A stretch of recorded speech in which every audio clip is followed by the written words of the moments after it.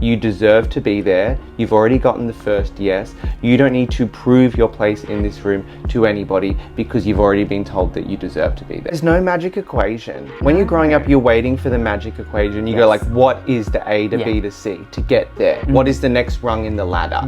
Because you might have friends going to like real life university, doing a corporate job, and they know, okay, I finish this degree, I get the piece of paper, it's all written out. I go do an internship, I get the job.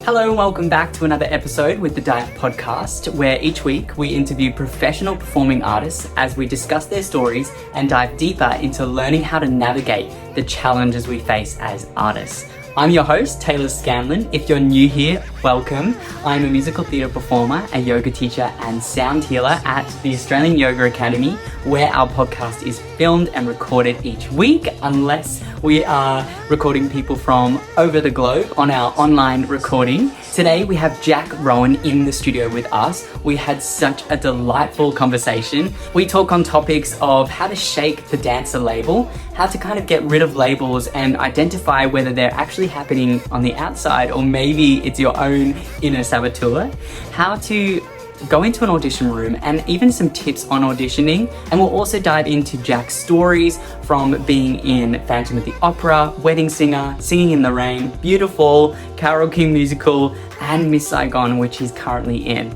So get ready if you are a performing artist and you want to learn on how to navigate these challenges we're currently facing. Where better to be than Hear the Dive podcast? Let's get into it.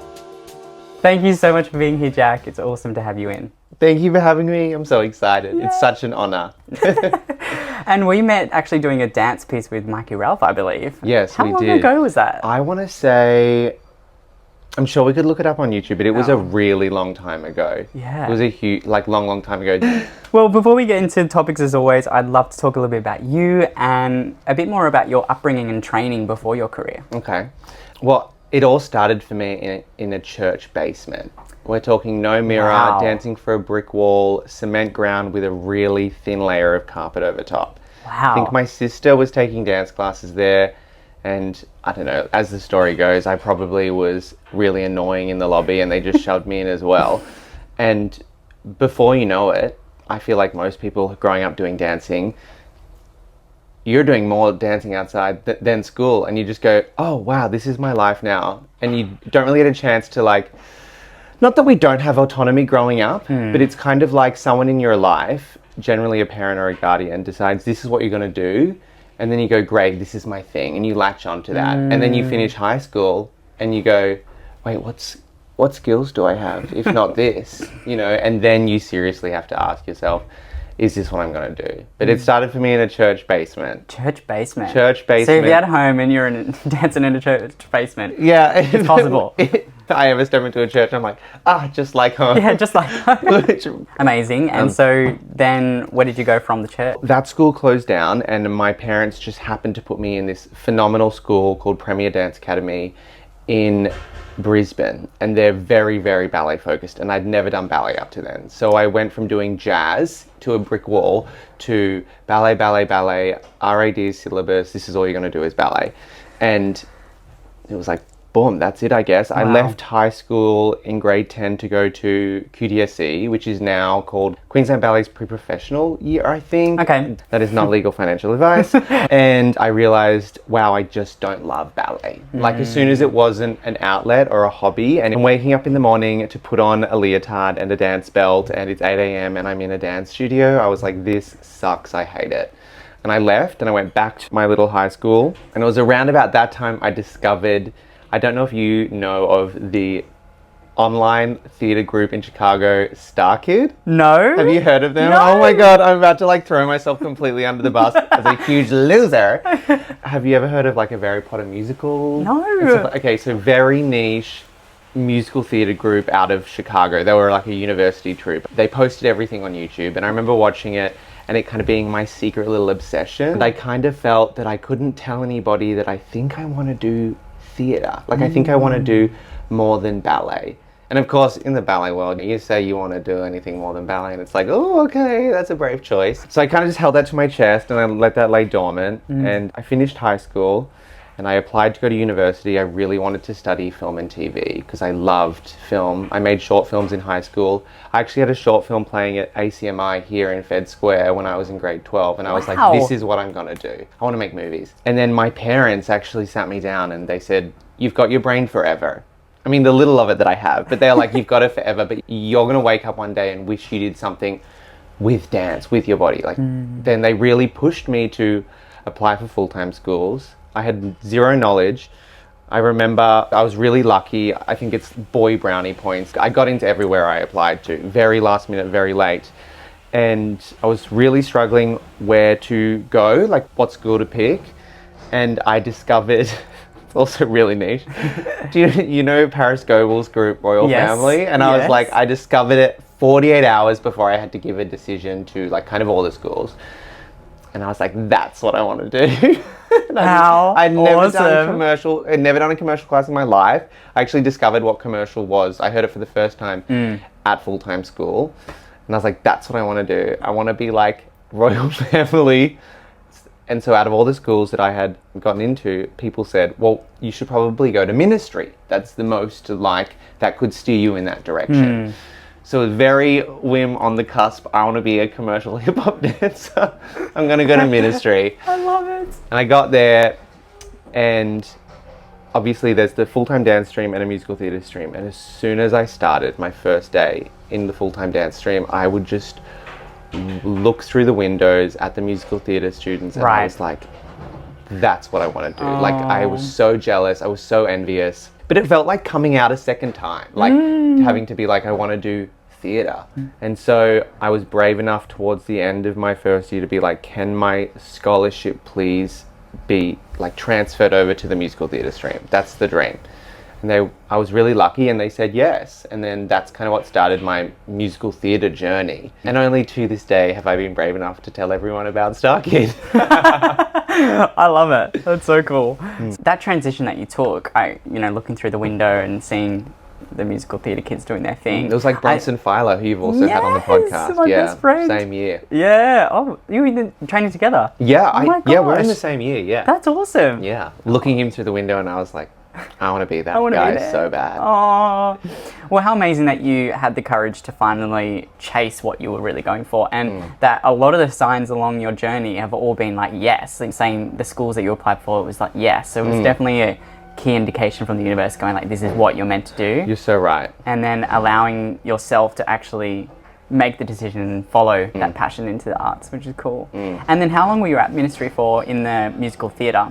So the musical theatre course runs for 2 years, but they allow me to do just my second year, like 1 year. So I'm not actually sure what qualifications I left the building with, because I'm not sure I entirely finished the dance stream for 2 years or finished the musical theatre stream for same here. 2 years. I'm not sure what I got. But at the end of the day, like, you can attest to it, you never get into an audition room and they're like, show me your qualifications. No. That's not a thing. Well, I've got a cert 4 in dance. Yeah. How could you not book me? There you go. We don't need to see anything else. No. You're in. Yeah, I actually don't need to show you my dancing skills. You can just see my certification. Did you go into the industry, like start working pretty much straight away, or was there a good... There was a lot of no's. A lot of no's. I remember I expressed I wanted to do musical theatre, and I'd barely taken a singing lesson. Like, singing class at my full-time course experience was singing as a collective, singing as a group, which you're not really gaining too much from that. You had to go do lessons outside of it. And I was doing these lessons with someone who just made me feel like I could not sing, like it was not a good experience for me. And I luckily had a lot of people in my corner. Mikey Ralph actually wrote like a letter of recommendation for me to get signed with the agency that I'm with now. I'd done nothing, barely stepped into an audition room. And I went in, it was with EY Management, who I'm still with now, and I like sang for them, and they were like, yeah, sure, we'll sign you. And I was like, oh my gosh, okay, like, wow. Wow. And I went to, I'm not sure if it was with them, but I remember my first audition experience so vividly. It was for the Book of Mormon, and I had done like one singing lesson, and I thought, yeah, I'm gonna rock up to a musical theatre audition. I sung what do you do with a BA in English from Avenue Q? And it was horrific. It was abysmal. I walked in there, I was like, what am I doing? I'm not ready for this at all. Oh, I'm not ready for this at all. And they're like, that's all we need to see. I was like, yep, totally. Running away. Running away. And then I started taking regular singing lessons, as one definitely needs to do. And I built up my courage, and I auditioned for years and years before booking my first job, which was my first professional musical theatre job, which was Phantom of the Opera on the Sydney Harbour. And then everyone kind of says, you just need to book your first thing. You just need to book your first thing. And then you're in, and you go like, whatever, sure, whatever. And that's definitely not how the real world works. I don't think so. But for me, luckily, I was getting to a point where I was on hold for so much, but I just hadn't built up any trust with anyone on casting panels because they didn't know if I could actually do the job. And then as soon as I had that tick of approval on my CV, I kind of felt like it was up and up from there, and I've been very lucky ever since. Yeah, what was that experience like, Phantom? It was a blur. Yeah. Phantom of the Opera, I mean, the show is iconic. It's amazing. And then the harbour experience was definitely a journey. Have you ever done a show on the harbour? No. It's wild. It looks next level. It's really next level. We were in the middle of this insane rainy season. It was raining most nights on stage. It was cold, but nothing can beat standing on the Sydney Harbour under the stars, and you're singing in the rain. It's amazing. It's definitely a once in a lifetime experience. It was really incredible. But for me, who never felt like I actually had musical theatre training, like it's a huge chip on my shoulder. I still have to this day that I work with people who went to WAPA and VCA, and they're like, I actually know that I can do what I do because I've got this piece of paper. To be surrounded by people like that who are so confident in their boots and what they do, it was terrifying. But that experience, I like to think of my first year of contracts was my musical theatre degree. I mean, you learn so much on the job. Oh my gosh, so much. Yeah. So much. It almost makes me think, not what did I learn in full time, I learned a lot. But yeah, there's not really anything that can train you for the job, because every job is so different as well. So different. And it's true, you look back and you go, what did I learn in full time? And a lot of the time it's just, people use this analogy, being fully cooked, like waiting till you're fully cooked. And I feel like that's that time, like you're in the oven, you're just gaining life experience. I've said it before, but everything about you outside of the studio is what's going to make you more bookable inside the studio. For sure. I love that you said that. And definitely, I find full-time is a really good place to just refine the skills, you know, go really in depth with discovering kind of who you are as an artist. But a lot of it, like we just said, you find along the way. And I think a lot of maybe people in full-time, I know I definitely did. I thought when all the people that are in musicals are these fully realized, they've got everything under control. They already know exactly what they want, exactly where they want to go. And now, having worked and my own experience, it's not like that. You know, you're still exploring and you're still learning. And looking up to, like, the way you idolize people in full time that are working, and they come in and they teach a workshop and you hang on to every word they say.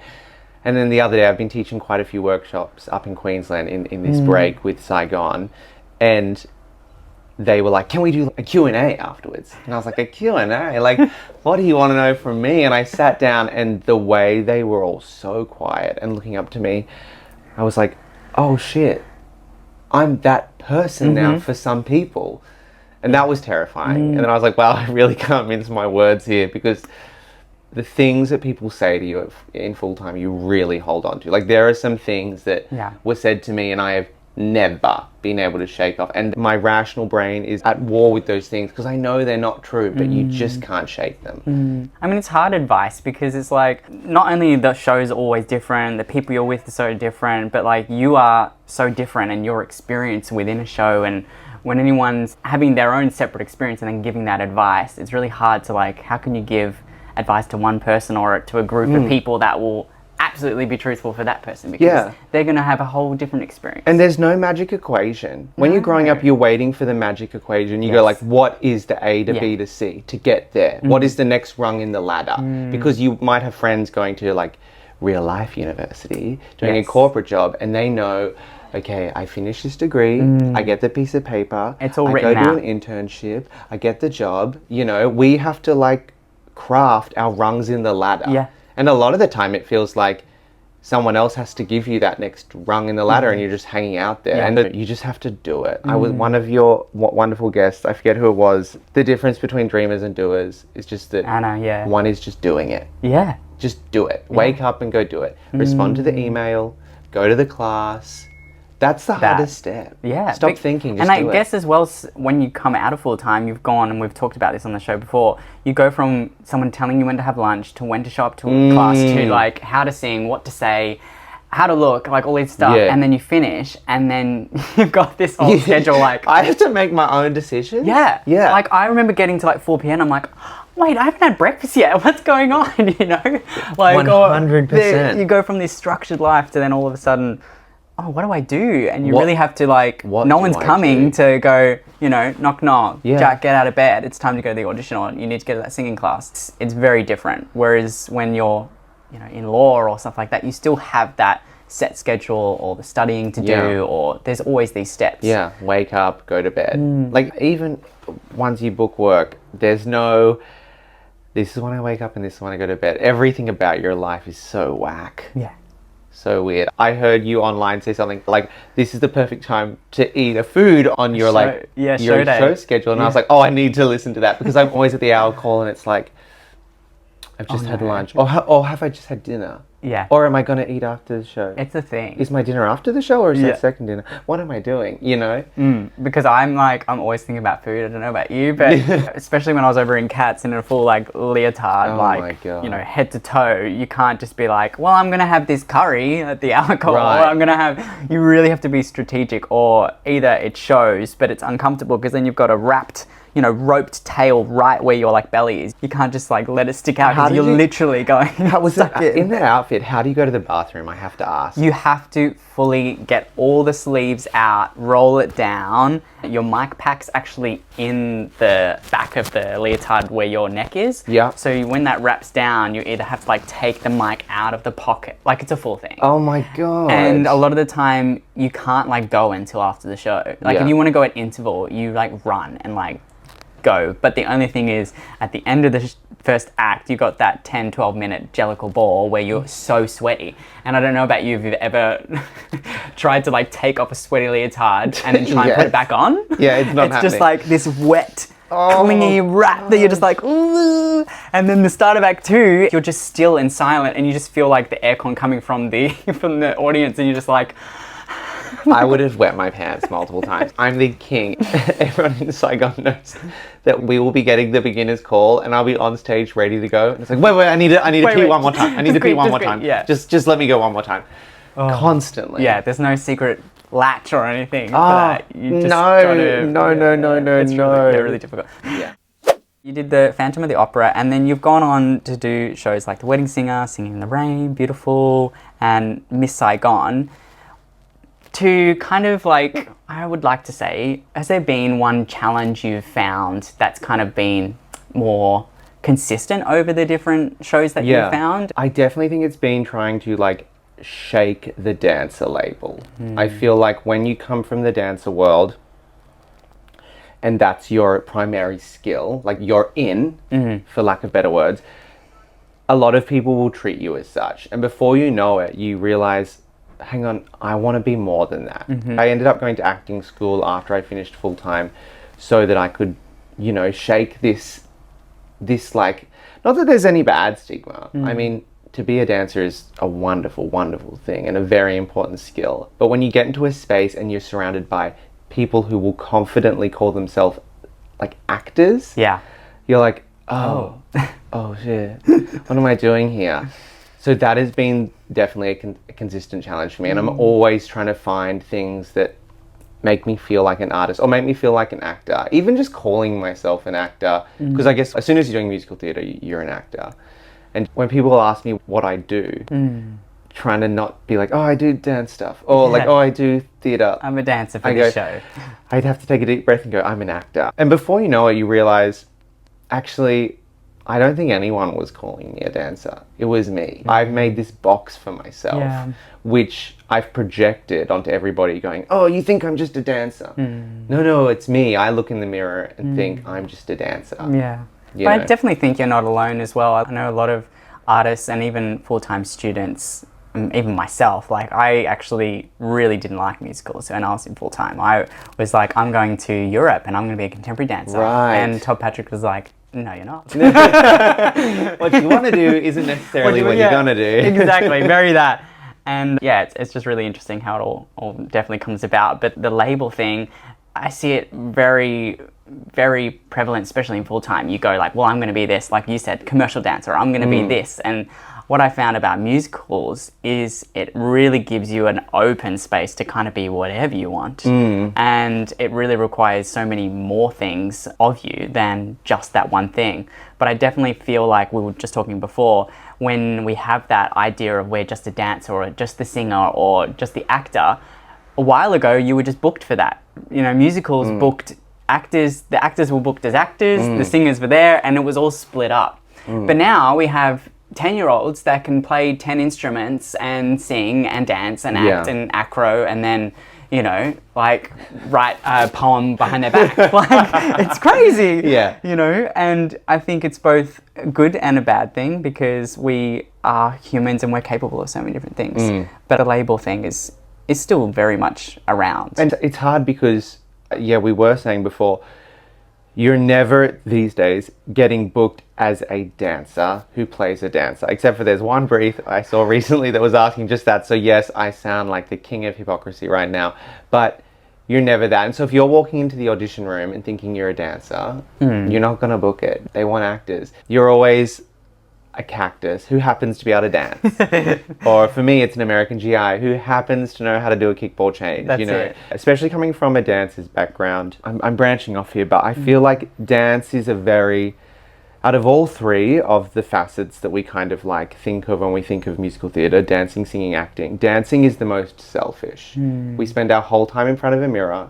It's all about lines. It's all about, do I look good? Do I feel good? Okay, I've done it correctly. You know, especially the full-time scene in Australia is heavily based around commercial dance. So it's all about sex and being hot. Yeah. But if you bring that into an audition room, it's what are you doing? You need to stop asking yourself, how is this movement serving me? But how is this movement serving the story? I love that.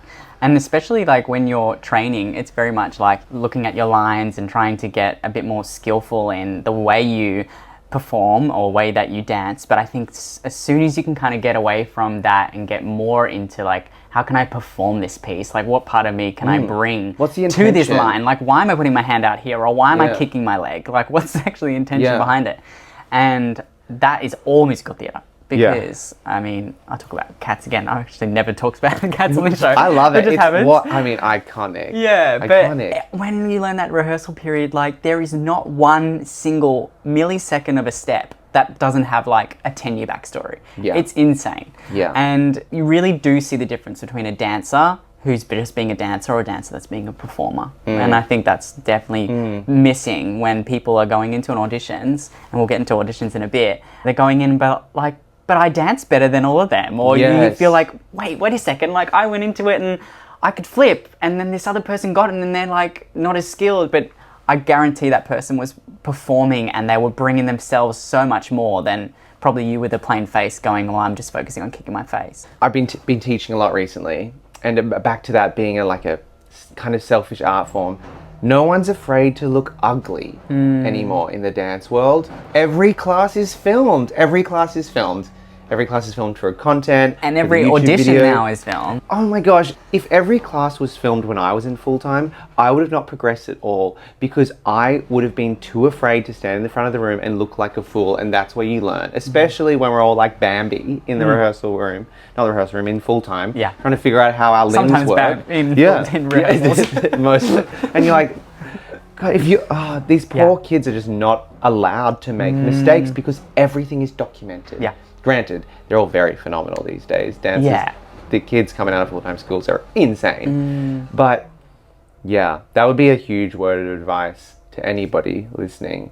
Get yourself to classes that are undocumented. Make the mistakes, leave them in the studio. That's it. Actually, I've just started to create some dance masterclasses and workshops, actually starting to go nationally. So we're starting to branch out to Sydney and Queensland as well. Mr. Worldwide. That's it. And at even the beginning of the dance masterclass, we actually went around in a circle and I asked all of them, why are you a performer? Why did you dance in the first place? To kind of bring you back to like, wait, why am I doing this? Like, and behind or, you know, away from like, because I want to look good or I'm like trying to progress or whatever it was. And then at the end of class, what we do now in these classes is I finish at the time that we were meant to finish. And then I say that all these groups that we're done, they're not filmed. If you want to stay behind in your own time and we can play the song and you want to be filmed, you can. And it was great because a lot of people were able to go home. They weren't like waiting around for 30 minutes. Felt like they were paying money for a music video. Exactly, you know? exactly. So I think even teachers that are listening now, maybe that's something that people can start implementing. You know, don't make the final, I feel like 30 to 40 minutes. It's all like getting into group and class. And it's hard because I also understand everything is online these days and schools need that promotional material. Like there is a really important part to why classes are filmed because otherwise people don't know the classes are happening these days. But also just making sure that's not what it's about. It's not about the Instagram video at the end of the day. And that's another thing with us poor dancers. I often think, all we want is validation. In those full-time, when you're training from like, you know, you start maybe at 3 years old all the way up to when you finish full-time, it's validation. I want my teacher to say that I was good and that I'm doing good. And then before you know it, you've stepped into an audition room and you're seeking the validation of the panel. And if you're seeking validation in an audition, you've immediately lost not just the job but yourself, because you're always gonna...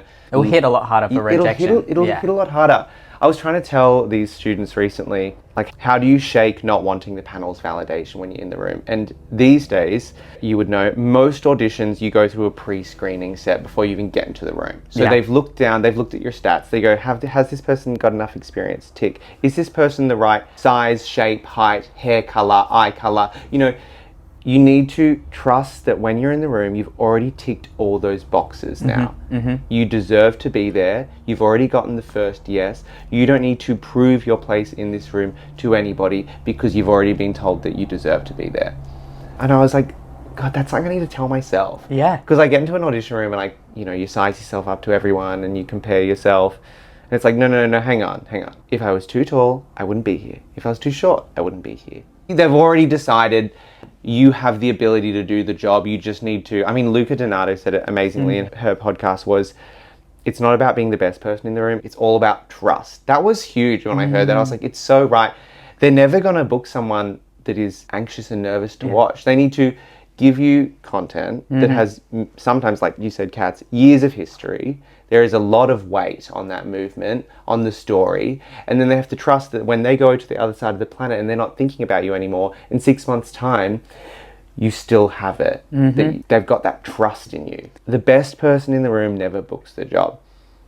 So true. And even back on, just quickly on the class, like filming, a lot of people that I'm like seeing in that are posting like all these things are not necessarily people all working as well. Because I feel like there might be and maybe this is just my own mindset, but I feel like maybe a lot of people think, well, if I get onto this, like, if I do really well and get this cast video out, then I'm going to like book more shows or like something. Guess what? The casting team probably hasn't even They don't even have Instagram. They have a marketing team that looks after that. They just want to see you as that real person. 100%. And auditioning is a real skill. Like, I still think I'm a shocking auditioner.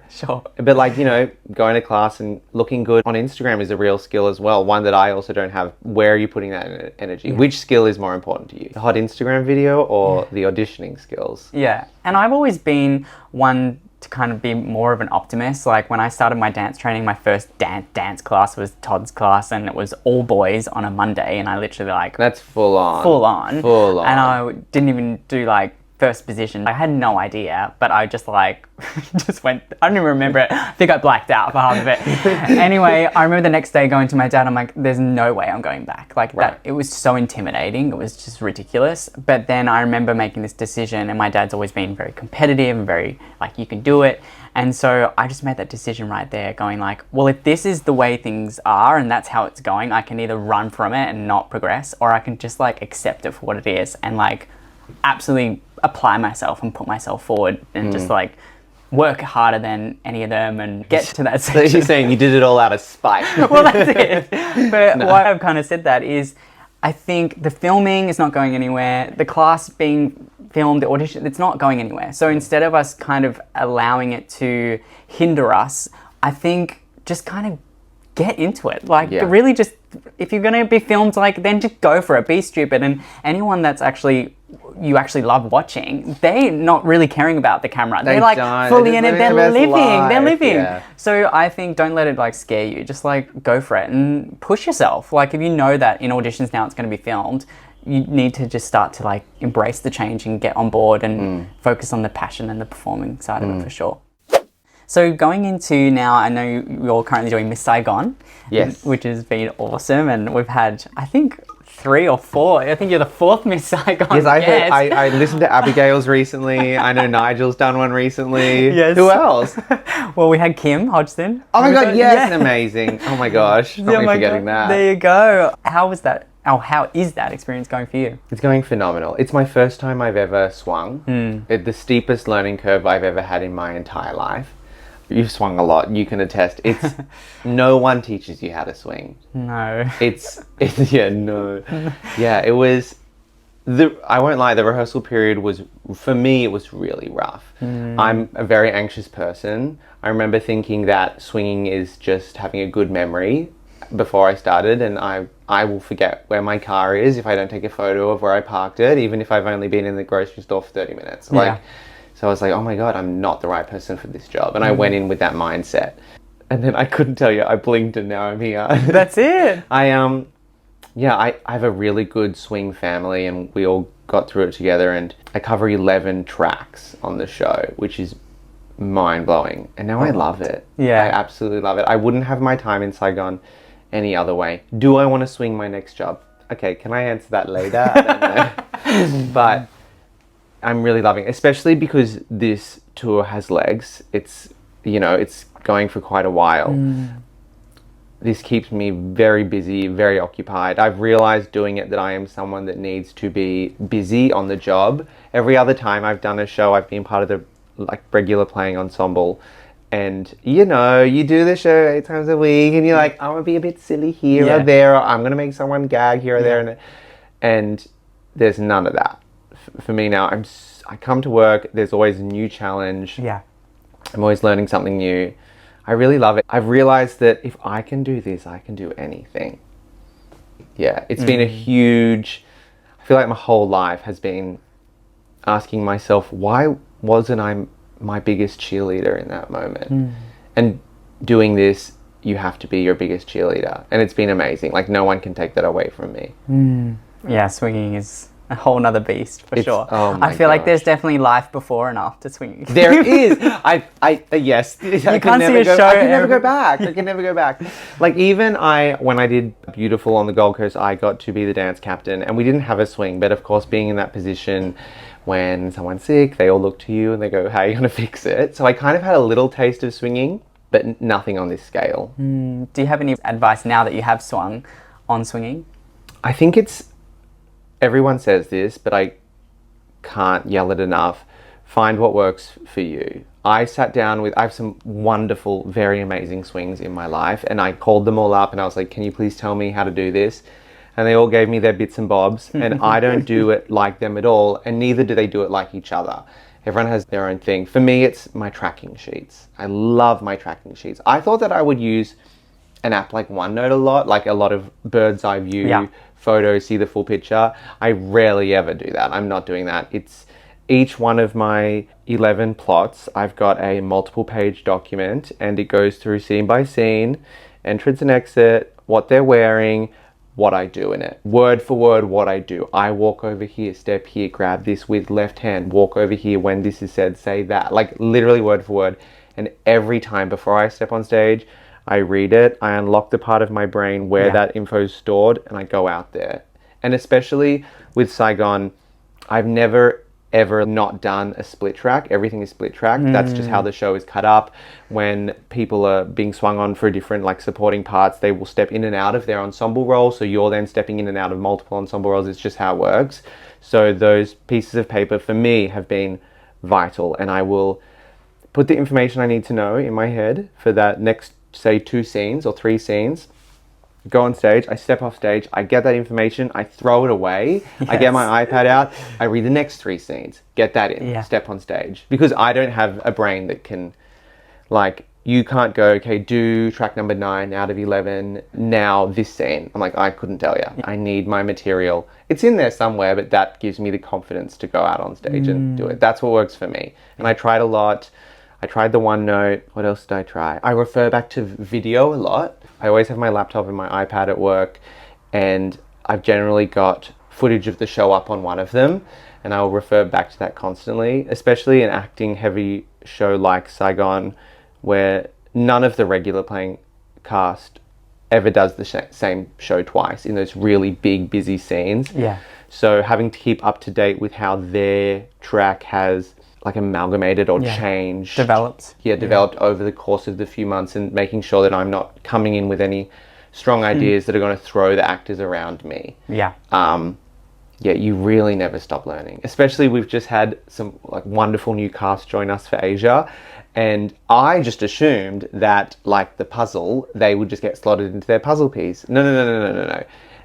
No one is doing a carbon copy of like the other person's track at all. So I've literally had to relearn. For me, it's been 3 tracks, like completely get the piece of paper, scrunch it up, throw it away, start again. Yeah. Which was at the beginning, I was like, are you kidding me? What do you mean? I barely wrapped my head around these ones.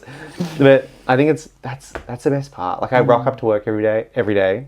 If I'm not on stage, I'm at my laptop or I'm typing something. I mean, towards the end of the Australian run, all of us swings were very confident in our boots, and we definitely were having fun in Swingland when the show was on. But definitely, like when we start back up again in Manila, I will be back to those notes, starting afresh. Because you best believe these 6 weeks off, like I said, I forget where I parked my car. So we're about to have a very interesting. Yeah, it's going to be like you've never done the show. Yeah, this week actually, I've got to get myself into a studio and just like. Do something. Yeah. Well, that's so exciting, and I didn't think I was going to release it now, but I may even cut it out. But as part of the dive, what I'm kind of looking to create, which is coming out very soon, is a few different programs, and one of them is like a bonus package of auditioning, and there's also swinging. So it would actually, that's epic. I'm going to create some. I don't think I'm going to add this in, but yeah. Well, if you do, no one teaches you how to swing, and trust me, if anybody knows how to do it, it's Mr. Taylor Stanley. That's it.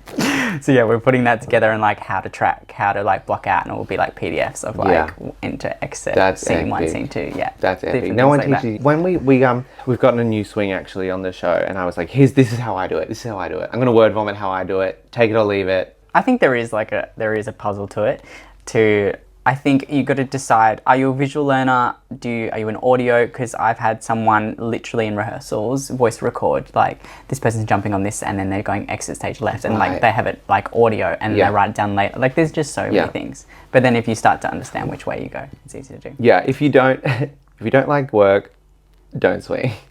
You can really tell the actors who have swung before because of just their kindness towards you as a swing. Or their ability to see the full picture, or I definitely have a world of appreciation. Like you can say like, I get it, I kind of get it, until you're actually doing it.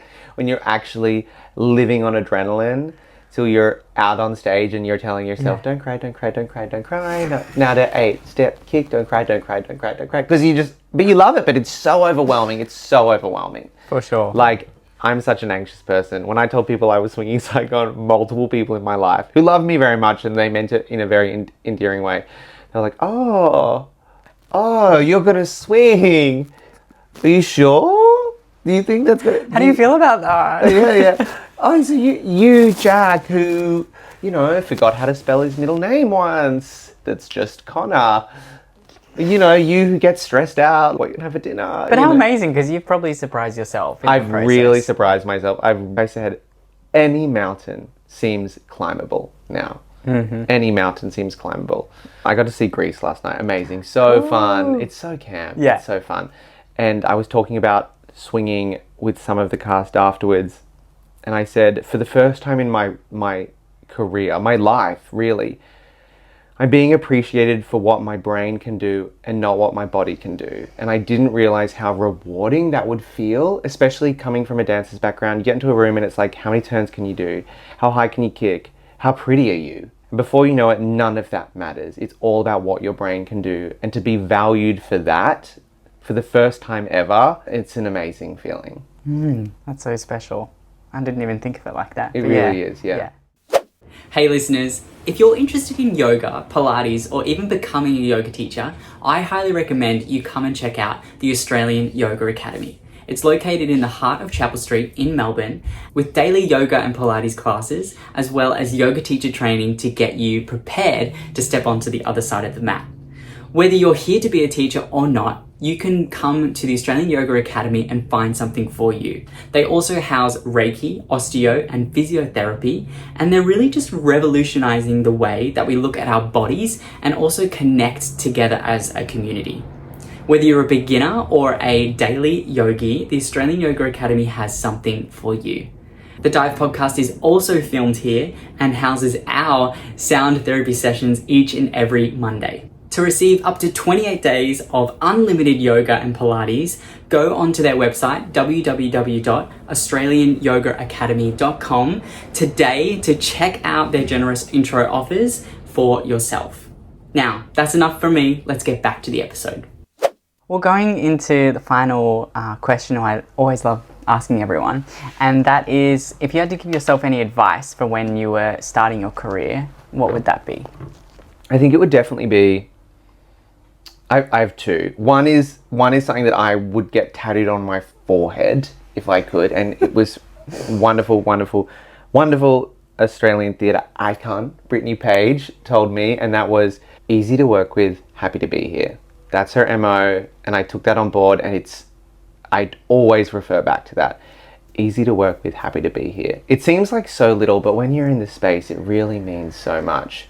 That would be my huge one, to lock that in from day dot. Especially when you get to a Sunday or a Saturday matinee. Easy work with me. I love my job.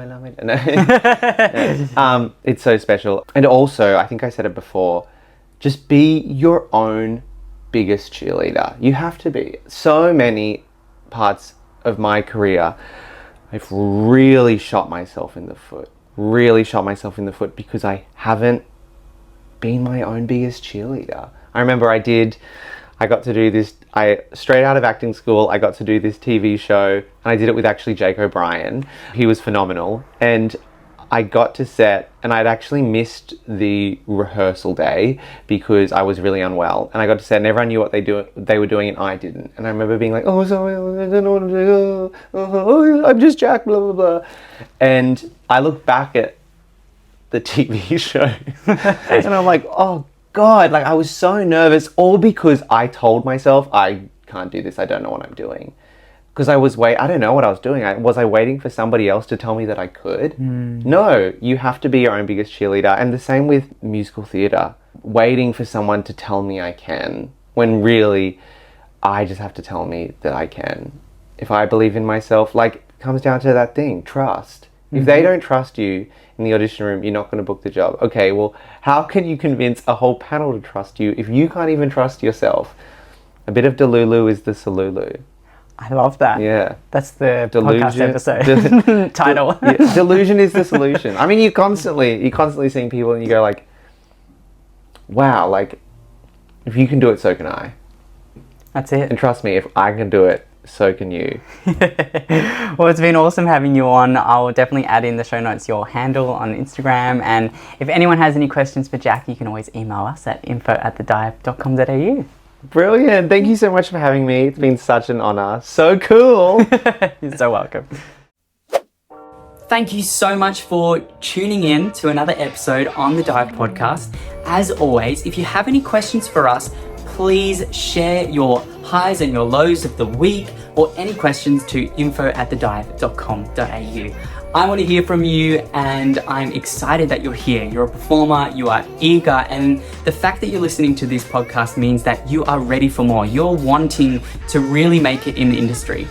So why not go ahead and listen to a few more podcast episodes? You can listen to them in order, or you can just go back and look at the title and get that piece of information straight away. If you're looking for more, you can head to our website at www.thedive.com.au, which has weekly resources that are free to help you make a bigger impact as a performer on and off the stage, and also read up on our blog posts that are actually brought out weekly with the podcast that kind of go into a bit more depth on how to navigate the challenges we explored in the podcast as well. So lots of things for you to go and explore right now. I'm Taylor Scanlon, and I'll see you on the next episode.